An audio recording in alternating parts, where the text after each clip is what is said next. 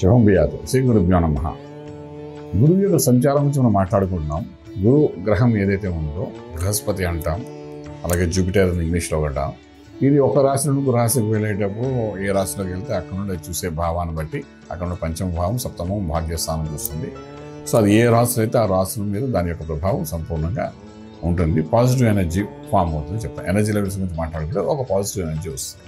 అంటే for example ఇప్పుడు బృహస్పతి మిథున రాశిలో ఉండి కుంభరాశిని చూస్తున్నా, 9వ భావంతో చూసినప్పుడు అక్కడ కుంభరాశి మీద నెగిటివ్ ఎనర్జీ ఫామ్ చేసే కుజుడు ఉన్నా చూసినా, లేకపోతే శనీశ్వరుడు ఉన్నా, అక్కడ రాహు ఉన్నట్టు వస్తాను, రాహు ఉన్నాడు, ఎవరున్నా ఎంత నెగిటివ్ ప్లానెట్స్ ఉన్నప్పటికీ కూడా దాన్ని అధిగమించి ఈ గురుబలం పాజిటివ్ ఎనర్జీ ఎప్పుడైతే ఉందో పడుతుందో సక్సెస్ అనేది కనబడే అవకాశం. అంటే రెసిస్టెన్స్ పవర్ ఎలా ఉంటుందంటే ఆ వ్యక్తికి, కుంభరాశి వాళ్ళకి ఫ్రాంక్లీ స్పీకింగ్, వాళ్ళు కొన్ని ఇబ్బందులు పడుతున్నప్పుడు కూడా ఇబ్బందికి సొల్యూషన్ కూడా దొరుకుతుంది గురువు యొక్క అనుగ్రహం ఉంది కాబట్టి.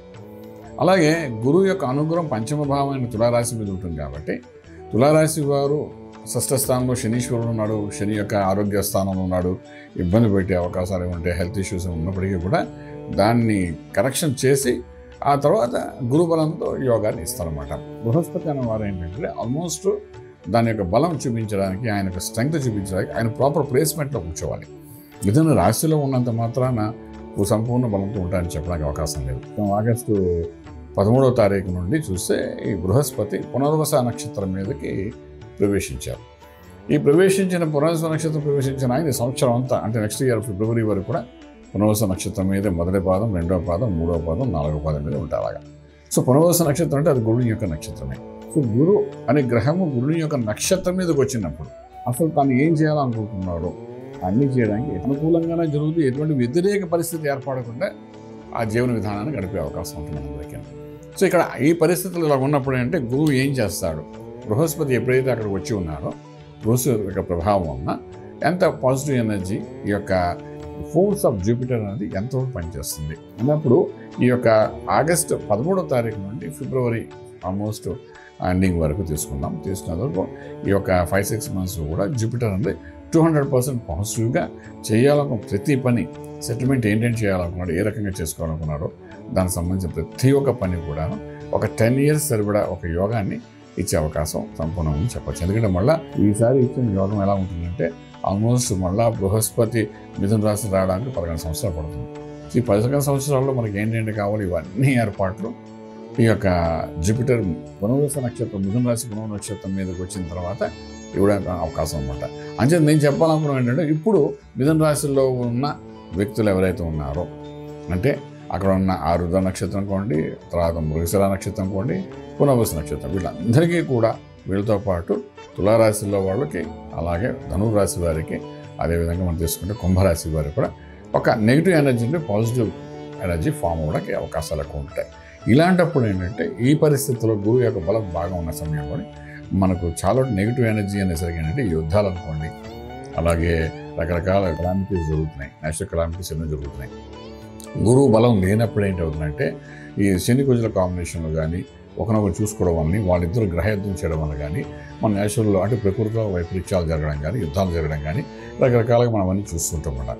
ఇప్పుడు ఎప్పుడైతే గురువు బలం పెరిగిందో ఇక్కడ నుండి మనకేమవుతుందంటే వీళ్ళు చేసే ఆటలు, అంటే ఒక ప్రిన్సిపల్ ఉన్నప్పుడు, ఒక క్లాస్ టీచర్ ఉన్నప్పుడు పిల్లలు ఎంత అల్లరి చేసేవాళ్ళైనా సరే, ఎంత ఆవేశపరమైన పిల్లలైనా సరే కామ్ అయిపోతారు, ఎందుకంటే క్లాస్ టీచర్ ఉన్నారు కాబట్టి. అలాగంటే గురువు ఎప్పుడైతే కొంచెం స్ట్రెంగ్త్ పెరిగిపోతుందో ఆటోమేటిక్గా వీళ్ళిద్దరు చేసే అల్లరి, అంటే శని కుజుడు కలిసి ఒకనొకరు చూసుకునేటప్పుడు జరిగే సంఘటనలు ఏవైతే ఉన్నాయో అవి కొంతవరకు నలిఫై అయిపోతాయి అన్నమాట. అంచేది మనకి ఇదేంటంటే ఇది ఒక మంచి సమయం చెప్పచ్చు. అంటే గురువు యొక్క పునర్వస నక్షత్రం రావడం అనేది ఆగస్టు 13 నుండి ఒక యోగం కింద చెప్పచ్చు. ఈ సమయంలోని దీని ప్రభావం వలన తులారాశి వారికి, వృశ్చిక రాశి వారికి, ధనురాశి వారికి ఈ గురువు అనే గ్రహం ఏదైతే ఉందో మిథున రాశిలో పునర్వస నక్షత్రం మీదకి ఆగస్టు 13వ తారీఖు నాడు వచ్చింది. అక్కడ నుండి ఒక 6 నెలలు అక్కడ ఉంటుంది కాబట్టి దాని ప్రభావం గురువు ఎప్పుడైతే తన సొంత నక్షత్రం మీద ఉన్నప్పుడు ఎంత ఇంపాక్ట్ ఇస్తాడు పాజిటివ్గా అని చెప్పడానికి ఈ 3 రాశుల మీద దాని ప్రభావం ఎలా ఉంటే మనం తెలుసుకోవడం ప్రయత్నం చేద్దాం. తులారాశికి ఇప్పటి వరకు అంటే గురువు మిథున రాశిలో ప్రవేశించిన తర్వాత, అంటే మే నెలలో ప్రవేశించాడు, అప్పటి నుండి ఇప్పటి వరకు ప్రవేశించినా కూడా ప్రవేశించిన దాని ప్రభావం ఏం కనిపించట్లేదు వాడికి. అంటే ఈ తులారాశికి 9వ భావంలో గురుడు ఎంటర్ అయ్యాడు. అలా అక్కడ నుండి తులారాశిని చూస్తున్నాడు పంచమ భావంతో. అంటే గురువుకి ప్లస్ తులారాశికి ఒక అవినాభావ సంబంధం ఫెంటాస్టిక్గా జరుగుతోంది.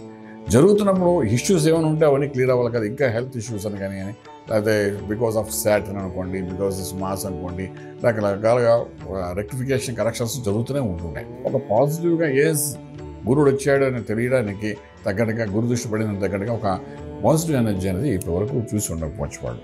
కానీ ఈ యొక్క ఆగస్టు 13వ తారీఖు తర్వాత డైరెక్ట్గా గురుడు బలంతో ఆయన దృష్టి పెట్టాడు కాబట్టి శుభవార్తలు వినడం కానీ, శుభకార్యం జరగడం కానీ, లక్ ఫేవరింగ్ కానీ జరగడం, తర్వాత హెల్త్ ఇష్యూస్ దాని నుండి బయటపడడం, ఇవన్నిటికీ ఒక మైలు రాయికని చెప్పడానికి అవకాశం ఉంది. అంటే ఇప్పటివరకు ఏమైనా జరిగి ఉంటే వీటన్ని కరెక్షన్ చేసుకుంటూ ఫైనల్ రిజల్ట్స్ ఇవ్వడానికి ప్రయత్నం చేస్తారు. ఫైనల్ రిజల్ట్స్ ఎప్పుడు గురువు ఇచ్చేది ఎప్పుడు పాజిటివ్గా ఉంటుంది తప్ప నెగిటివ్గా ఉండదు. ఇదైతే మీరు గుర్తుపెట్టుకోండి. ఒక రాహు ఫైనల్ రిజల్ట్స్ ఇస్తున్నాం అంటే అది నెగిటివ్ ఉండొచ్చు వాటి ఉండే ప్లేస్ని బట్టి. అలా కేతు ఇస్తున్నాం అంటే రిజల్ట్ మేబీ ఆ నెగిటివ్ ఉండొచ్చు. శని ఇస్తున్నాడు అంటే నెగిటివ్ ఉండొచ్చు కావస్తే వాటి ఉండే ప్లేస్ని బట్టి కూడా ఒక్కొక్కసారి. బట్ వేసే జూపిటర్ ఏంటంటే వేరే హీ మేబీ తన సొంత నక్షత్రం ఉన్నాడు కాబట్టి ఆ బలంతో ఏది ఇచ్చినా పాజిటివ్గా ఇస్తాడు, సక్సెస్ఫుల్ అని కనబడదు అనమాట. సో ఇప్పటివరకు హెల్త్ ఇష్యూస్ కానీ, వెల్త్ ఇష్యూస్ కానీ ఏదైనా తులారాశి వాడుకు ఉంటే దాని నుండి స్పెషల్లీ విశాఖ నక్షత్రం అనుకోండి, చిత్త నక్షత్రం అనుకోండి, అలాగే మన స్వాతి నక్షత్రం అనుకోండి. సో ఈ విశాఖ నక్షత్రం వాళ్ళు కదా ఇంకా డైరెక్ట్గా అన్నమాట ఆ నక్షత్రంకు ఉన్న దోషాలన్నీ కరెక్షన్ చేసుకుపోతుంటాడు కూడా. చేసిపోయి 6 నెలలు ఇక్కడ నుండి యాక్చువల్లీ గురువు భాగ్యస్థానంలోకి వస్తే ఏ ఫలితం ఇవ్వాలో అవన్నీ ఇచ్చుకుపోతుంటారు.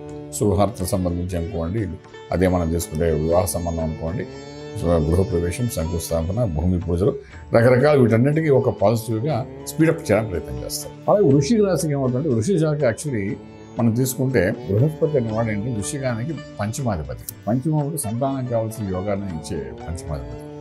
పిల్లల ద్వారా కొంతవరకు మానసిక ఒత్తిడి ఉండొచ్చు మనకు వృశ్చిక రాశి వారికి, లేకపోతే మన వల్ల పిల్లలకి ఇబ్బంది పడి ఉండొచ్చు. పిల్లలు ఏదైతే రీచ్ అవ్వాలంటే రీచ్ అవ్వకపోతే మన మానసిక ఒత్తిడి పొందొచ్చు.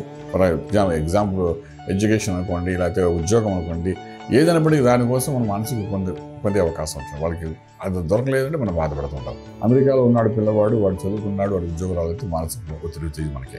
అలాగే అమెరికాలో ఉన్నాడు, ఉద్యోగం వచ్చింది, ఉన్న ఉద్యోగం పోయిందంటే అప్పుడు కూడా మనకు ఒత్తిడి మనకే ఉంటుంది. పిల్లలు ఎంతవరకు ఒత్తిడి తీసుకుంటాడో తెలియక దాని మించి ఒత్తిడి మనం తీసుకుంటాం. ఎందుకంటే వాళ్ళ మీద ఆశలు పెట్టుకున్న వాళ్ళు ఉంటాం, అదేవిధంగా ఖర్చు పెట్టిన వాళ్ళు అయి ఉంటాం, రకరకాలు ఉంటాయి. సో ఇలాంటి వాటన్నింటినీ కరెక్షన్ చేసి ఒక చిన్న గుడ్ న్యూస్ ఇవ్వడానికి ప్రయత్నం చేస్తుంది వృశ్చిక రాశి వారికి. ఫైన్. ఇంకా ధనురాశి వరకు వచ్చినప్పుడు మ్యారిటల్ లైఫ్లో ఇప్పుడు వాళ్ళ కిందటే 7 సంవత్సరాల నుండి నడిచిన ప్రభావంతో కింద పైన నానా నరకం చూస్తున్న వాళ్ళకి ఈ లోపల చూస్తే అర్ధాశంకిని మళ్ళీ వచ్చేసింది. ఈ రకరకాల మనం చూస్తూనే ఉన్నాం. సో ఇటువంటి పరిస్థితుల్లో వాళ్ళకి ఏంటంటే ఈ గురువు బలం ఎప్పుడైతే పెరిగిందో మ్యారిటల్ లైఫ్లో first legal issues, marital life అనేది చక్కగా పాజిటివ్గా రావడానికి అవకాశం ఉంటుంది. సర్దుబాటు అవుతారు, అవుట్ ఆఫ్ కోర్టు సెటిల్మెంట్స్ అవుతాయి. అలాగే ఒకరి మధ్య ఒకరికి అనివార్య సంబంధం పెరుగుతూ అన్యోన్యత పెరుగుతూ మళ్ళీ సక్సెస్ఫుల్గా ఉండడం జరుగుతుంది. ఈ గురువు అనుగ్రహం అనేది ఇంకో 6 months ఉంది. ఈ 6 months ప్యాకేజ్ అంటే ఈ ప్యాచ్ వర్క్స్ ఏమైనా అవన్నీ కరెక్షన్ చేసేస్తాయి గురువు. అది చేసి ఇంకొక 10 ఏళ్ల వరకు అన్ని చూసుకుంటారు. అట్లాగా ప్యాచ్ వర్క్ చేస్తారు. ఆ చేయడం అనేది ఒక గుడ్ సెన్స్ అని చెప్తాం. కొత్తగా పెళ్ళైన వాళ్ళు అయినా అనుకోండి, 20 ఏళ్ళ ఈ పెళ్ళి అయిన వాళ్ళు అనుకోండి, లేకపోతే 30 ఏళ్ళ పెళ్లి వాళ్ళు అనుకోండి, ఏదైనప్పటికీ కూడా మనకేంటంటే ఎప్పుడు గురు బలం పెరిగిందో అక్కడ పునర్వసు నక్షత్రం వచ్చిన వాడు 100% బృహస్పతి చేయాలనుకున్న డ్యూటీ చేస్తాడు.